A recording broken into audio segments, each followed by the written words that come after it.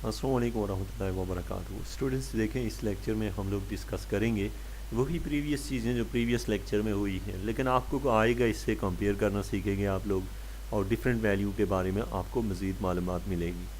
Students, हम लोगों ने स्टार्ट लिया है 4 डिफरेंट थीसिस जो मॉडल के ऊपर कर रहे हैं हम, डिफरेंट मॉडल्स जो हैं उनके ऊपर, ताकि हमें ये पता चले कि इन इक्वेशंस में जो लिखने वाले हैं वो नोटेशंस क्यों चेंज करते हैं, और हमें थोड़ा सी इंफॉर्मेशन मिले ताकि जब हम एक अपने मेथडोलॉजी के ऊपर जाएं, रिसर्च के मज़ीद अगले स्टेप पे जाएं, तो फिर ये चीज़ें भी क्लियर हों।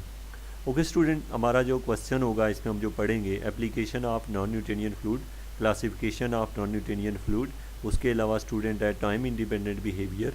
टाइम इंडिपेंडेंट बिहेवियर के आगे है share thinning fluid, power law model, cross model है, द क्वेरियो मॉडल है, द विस्कोप्लास्टिक फ्लूइड है, शेयर थिकनिंग फ्लूइड है, द टाइम डिपेंडेंट बिहेवियर है, और फिर है टॉक्सट्रोपी है, और रेओपैक्सी, और इसके बाद है विस्कोलास्टिक बिहेवियर इन द फ्लूइड।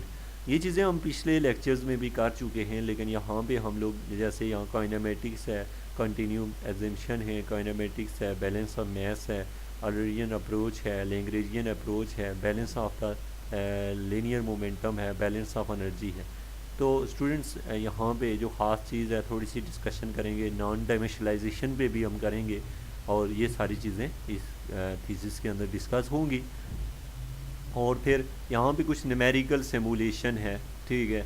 इसमें हमारे पास चूँकि हम न्यूमेरिकल सिमुलेशन की तरफ अभी नहीं बढ़ेंगे, उसकी रीज़न ये होगी क्योंकि हम लोग अभी चूँकि हमारा जो क्वेश्चन है वो हम बेसिक से स्टेप नंबर 2 पे हैं।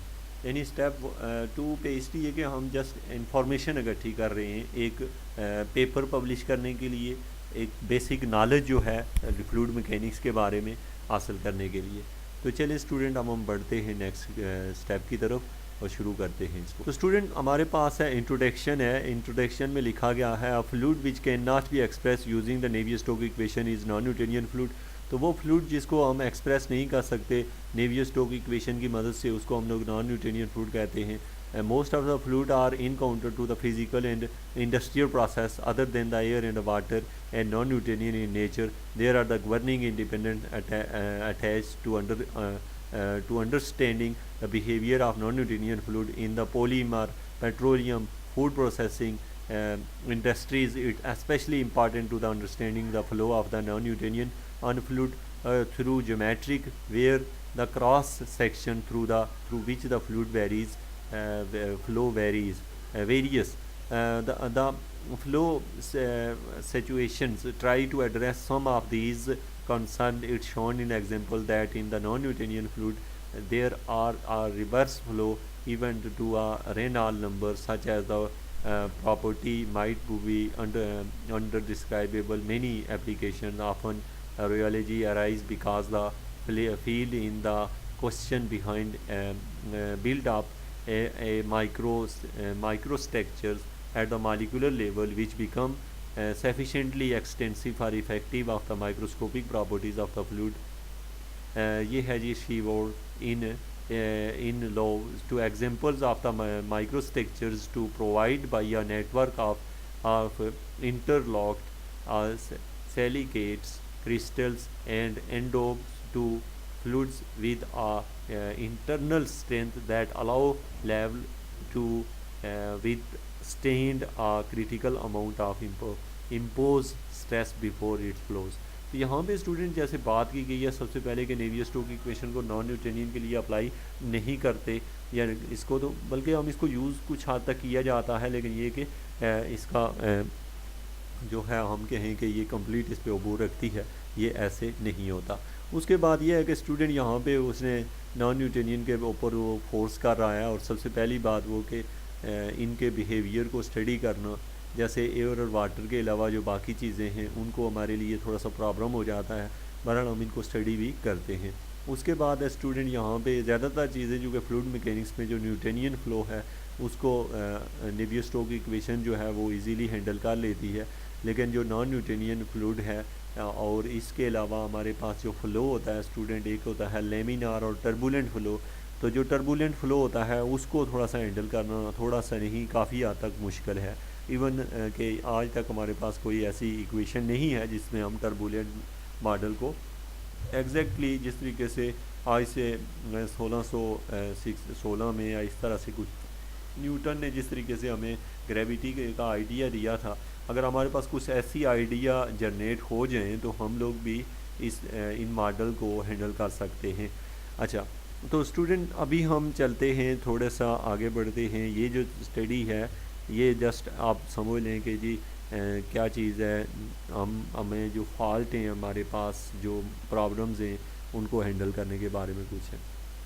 इसके बाद स्टूडेंट हमारे पास है यहाँ पे non Newtonian fluid include the industrial lubricants many fluids are pumped. आप इन चीज़ों को देखें स्टूडेंट, ढेर लगा हुआ है नॉन न्यूटेनियन फ्लूइड्स का जो कि डेली लाइफ में आप लोग देखते हैं। टूथपेस्ट है, हमारे मुंह से जो लाविद यानी थूक जो होती है वो भी एक शेप रखती है। हम लोग जब खाना चुबा रहे होते हैं उस फ्लूइड की कुछ और टाइप होती है। पेंट ले लें स्टूडेंट आप लोग, जिस तरह पेंटिंग वगैरह करते हुए, इस तरह इंक ले लें जो हम मशीन के अंदर डालते हैं और वो प्रिंट होके बाहर निकलता है। ये सारी चीज़ें एक फ्लूइड की ही टाइप्स में आती हैं। एयर है, एयर के अंदर अगर पार्टिकल इंक्लूड हो जाएं तो ये सारी चीज़ें जो होती हैं इनके बिहेवियर में हम लोग न्यूटेनियन और नॉन न्यूटेनियन को हम लोग देखते हैं।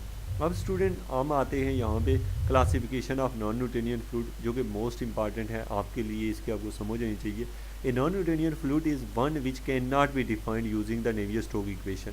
कि non Newtonian fluid is one which can not be defined using the Navier Stokes equation. Such a fluid exhibit non-equal normal stress in the simple sharing flow. The value of viscosity instead depends on flow conditions such as the flow geometry, shear stress and shear strain, shear rate developed within the fluid and time for which the shear stress is applied among the other factors. तो यहाँ पे वो कहता है कि आप इसके ऊपर नेवियर-स्टोक्स का इस्तेमाल नहीं कर सकते।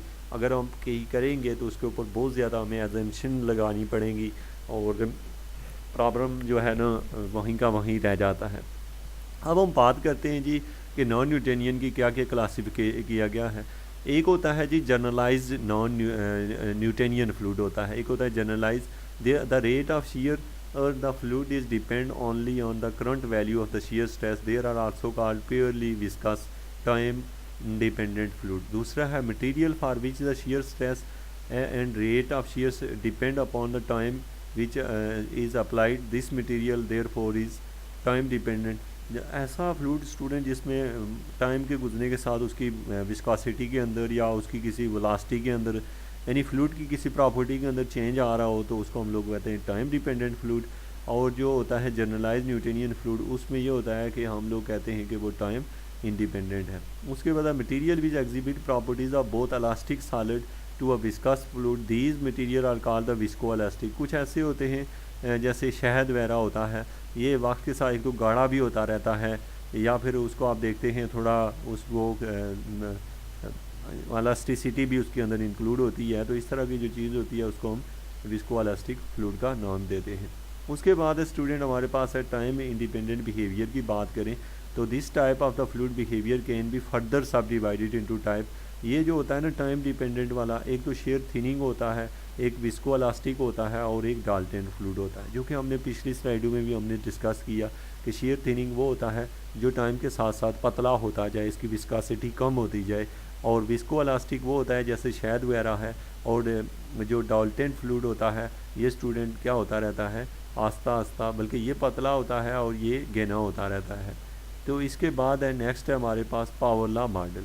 ये मॉडल चूँकि आप लोग पहले भी डिस्कस कर चुके हैं, तो पावर लॉ मॉडल में सिर्फ उसमें उसने लिखने का तरीका दूसरा लिखा था, थी यही चीज़ टा वाई एक्स इक्वल टू के और यहाँ पे D U by D Y. इसको हम पढ़ते हैं जी ग्रेडियंट। क्या पढ़ते हैं? ग्रेडियंट यानी कि चेंज इन वेलोसिटी। अच्छा, इसके ऊपर जो एन है इसको हम लोग कहते हैं पावर लॉ इंडेक्स कहते हैं। और यहाँ पे ये जो है इसको हम लोग शेयर स्ट्रेस कहते हैं। और ये जो टर्म लिखी हुई है इसको हम लोग कहते हैं जी रेट ऑफ शेयर, ये जो है रेट ऑफ शेयर। और फिर के जो होता है इसको हम लोग कहते हैं जी, यहाँ पे इसको मेंशन किया होगा, ये है द वैल्यू ऑफ के depend upon the but generally the value of K and N, यहाँ मुझे अभी दिखाई नहीं दे रहा, आप इसको के ठीक है, इज़ द फ्लो कंसिस्टेंटी इंडेक्स इसको कहते हैं जी, फ्लो कंसिस्टेंसी इंडेक्स, ये है हमारे पास। और इसमें यहाँ पे it's to the main sections of the using, but generally the value of k and n depend upon the rate of shear, and it is prediction for zero and infinite value of the velocity can be inaccurate. The value of k and n also be affected by the temperature.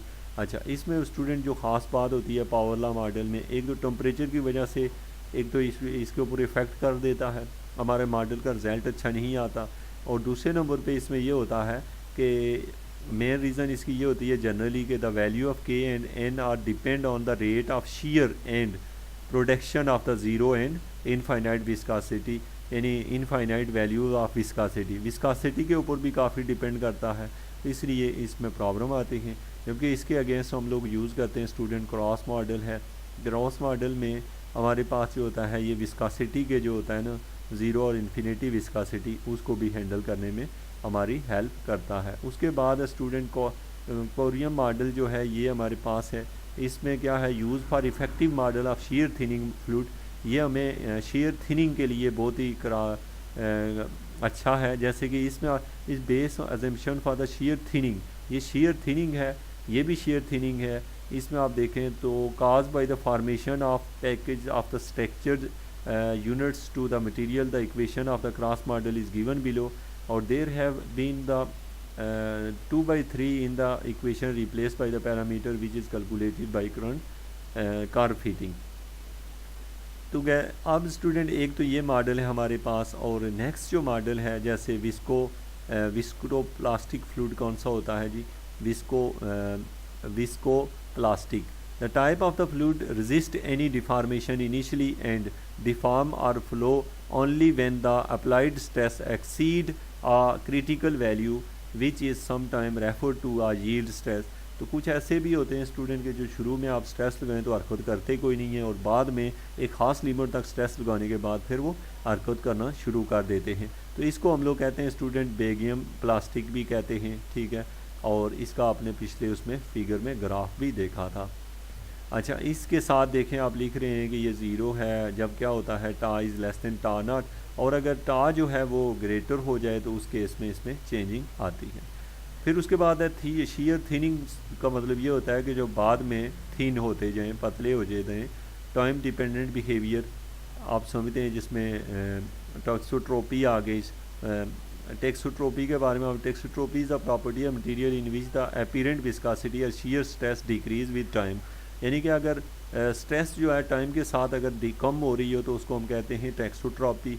और फिर रेयोपॉक्सी जो है material at which the apparent viscosity increase with duration of, अगर वो increase हो रही हो तो उसको हम रियोप्रैक्सी कहते हैं, और ये इसका एंटी होता है। उसके बाद विस्टोइलेक्ट्रिक बिहेवियर ऑफ द फ्लूइड जैसे शहद का होता है, और इसके बाद यहाँ पे कुछ प्रीवियस वर्क डिस्कस किया गया है। उसके बाद काइनेमेटिक्स की बात की गई है, और कंटिन्यूम एजम्पशन है यहाँ पे कुछ, जो कि आप लोगों को यहाँ पे फिर से काइनेमेटिक्स है, सेम थीसिस का पैटर्न तकरीबन इस बंदे ने भी उसकी तरह रखा हुआ है। अब स्टूडेंट हम नेक्स्ट थीसिस पे जाएंगे इससे अगले लेक्चर में, तो बाकी चीज़ों को भी देखेंगे। Thank you very much.